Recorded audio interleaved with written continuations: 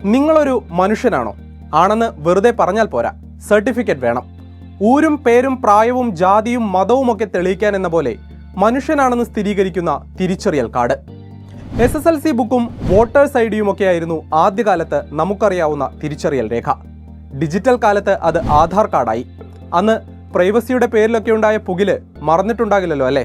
Artificial intelligence അഥവാ നിർമ്മിത ബുദ്ധിയുടെ കാലത്ത് മനുഷ്യർക്ക് മനുഷ്യരെ മനസ്സിലാക്കാൻ ID ആവശ്യമാണെന്ന് പറഞ്ഞത് സാം ആൾട്ട്മാൻ. ആരാണ് സാം ആൾട്ട്മാൻ? ലോകത്തെ ഏറ്റവും പോപ്പുലർ ചാറ്റ് ബോട്ടുകളിലൊന്നായ ChatGPTയുടെ ഉപജ്ഞാതാക്കളായ ഓപ്പൺ AIയുടെ CEO. 2015 സാം ആൾട്ട്മാനും ഇലോൺ മസ്കും മറ്റു ചിലരും ചേർന്ന് ഓപ്പൺ AI എന്ന സംരംഭത്തിന് തുടക്കമിട്ടത്. നിർമ്മിത ബുദ്ധിയിലുള്ള ഗവേഷണ പരീക്ഷണങ്ങൾ പല ഘട്ടങ്ങൾ പിന്നിട്ടപ്പോൾ സാം ആൾട്ട്മാന് ഒരു കാര്യം മനസ്സിലായി: ഇന്റർനെറ്റിന്റെ ഒരു യുഗം ഇവിടെ അവസാനിക്കുകയാണെന്ന്. ആർട്ടിഫിഷ്യൽ ഇന്റലിജൻസിൽ അധിഷ്ഠിതമായ പുതിയൊരു യുഗം തുടങ്ങുകയായി.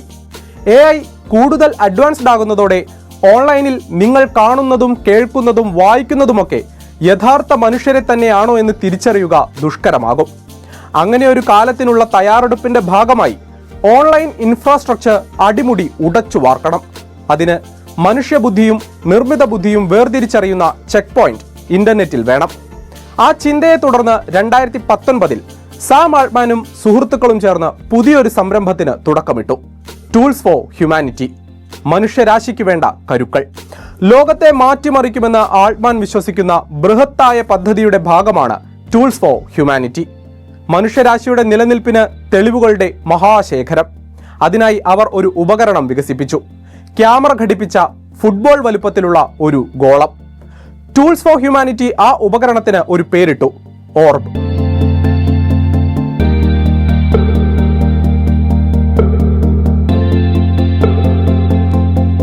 പ്ലാസ്റ്റിക്കും സിലിക്കണും ചേർത്ത് നിർമ്മിച്ച ഓർബിന്റെ ക്യാമറ കണ്ണുകൾ നിങ്ങളുടെ കൃഷ്ണമണികളെ സ്കാൻ ചെയ്ത് വിവരങ്ങൾ ശേഖരിക്കും.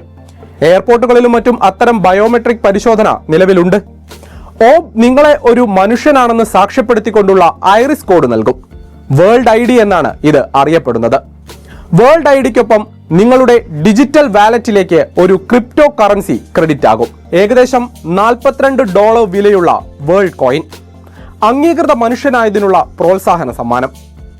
വേൾഡ് കോയിനിലൂടെ ലോകത്തെ ഏറ്റവും വലിയ സാമ്പത്തിക ശൃംഖല രൂപീകരിക്കുക എന്നതുകൂടി ടൂൾസ് ഫോർ ഹ്യൂമാനിറ്റി ലക്ഷ്യമിടുന്നു. സാം ആൾട്ട്മാന് 2 കാര്യങ്ങൾ ഉറപ്പാണ്.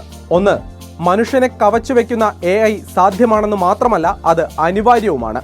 2, ക്രിപ്റ്റോ കറൻസി പോലെ വികേന്ദ്രീകൃത സാങ്കേതിക വിദ്യകൾ ലോകത്ത് മാറ്റത്തിന്റെ ചാലക ശക്തികളാകും. ഈ 2 സാധ്യതകൾ മുന്നിൽ കണ്ടുകൊണ്ടുള്ള ഒരുക്കമാണ് വേൾഡ് IDയും വേൾഡ് കോയിനും. നിലവിൽ ലോകവ്യാപകമായി 1609 ഓർബുകൾ വിന്യസിച്ചിട്ടുണ്ട്. അടുത്ത 12 മാസത്തിനുള്ളിൽ US മാത്രം 7500 ഓർബുകൾ വിന്യസിക്കാനാണ് കമ്പനി ലക്ഷ്യമിടുന്നത്. 2023 തുടങ്ങിയ പ്രവർത്തനത്തിലൂടെ 12 ദശലക്ഷം ആളുകളെ ഇതുവരെ പദ്ധതിയുടെ ഭാഗമാക്കാൻ ടൂൾസ് ഫോർ ഹ്യൂമാനിറ്റിക്ക് കഴിഞ്ഞു. ഈ വർഷം അവസാനത്തോടെ 50 ദശലക്ഷം ആളുകൾക്കും ഭാവിയിൽ ലോകത്തെ മുഴുവൻ മനുഷ്യർക്കും വേൾഡ് ID നൽകുക എന്നതാണ് സാം ആൾട്ട്മാന്റെ ലക്ഷ്യം. ഡീപ് ഫേക്ക് പോലുള്ള സാങ്കേതിക വിദ്യകൾ, ഫേസ്ബുക്ക് പോലുള്ള വമ്പന്മാർ ഉപയോഗിക്കുന്ന ചാറ്റ് ബോട്ടുകൾ, മനുഷ്യനെയും AIയെയും തിരിച്ചറിയാൻ സംവിധാനം വേണമെന്ന ആവശ്യത്തെ ടെക്കികളിൽ വലിയൊരു വിഭാഗവും അനുകൂലിക്കുന്നു.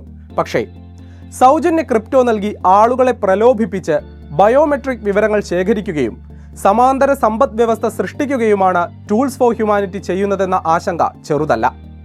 ഒരു കോർപ്പറേറ്റ് കമ്പനിയുടെ കയ്യിലേക്ക് ലോകത്തെ ഏറ്റവും വലിയ സാമ്പത്തിക ശൃംഖലയുടെ നിയന്ത്രണം എത്തിയാലുണ്ടാകാവുന്ന അപകടത്തെക്കുറിച്ച് പ്രത്യേകിച്ച് വിശദീകരിക്കേണ്ടതില്ലല്ലോ. അടുത്തിടെയാണ് ബ്രസീലിലെ national data protection authority world കോയിന് വിലക്കേർപ്പെടുത്തിയത്. ബയോമെട്രിക്കിന് പകരം ക്രിപ്റ്റോ കറൻസി എന്ന ഏർപ്പാട് വേണ്ടെന്നാണ് അവരുടെ നിലപാട്. അതിനു മുമ്പ് ജർമ്മനിയും വേൾഡിന്റെ ഡേറ്റാ സംരക്ഷണ മാനദണ്ഡങ്ങളിൽ ആശങ്ക പ്രകടിപ്പിച്ചിരുന്നു.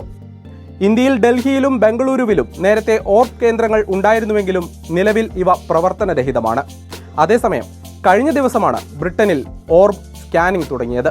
ഇന്റർനെറ്റ് ലോകത്തെ അതികായനാകാനുള്ള ശ്രമങ്ങൾക്കിടെ സാം ആൾട്ട്മാൻ ടൈം മാഗസിന് അഭിമുഖം അനുവദിച്ചു. ആളുകൾ നിങ്ങളെ എന്തിനു വിശ്വസിക്കണം? റിപ്പോർട്ടർ ചോദിച്ചു. സാം ആൾട്ട്മാൻ വളരെ അസഹിഷ്ണുതയോടെയാണ് ആ ചോദ്യത്തോട് പ്രതികരിച്ചത്. എനിക്കറിയാം, നിങ്ങൾ ആർട്ടിഫിഷ്യൽ ഇന്റലിജൻസിനെ വെറുക്കുന്നതുകൊണ്ടാണ് ഇത്തരം ചോദ്യങ്ങൾ ചോദിക്കുന്നതെന്ന്. സ്വകാര്യതയെക്കുറിച്ചും സാർവത്രികതയെക്കുറിച്ചും ചോദിക്കുന്നവരെ ടെക് വിരോധിയായി മുദ്ര കുത്തിയതുകൊണ്ട് കാര്യമുണ്ടോ? ചർച്ചകൾ തുടരട്ടെ.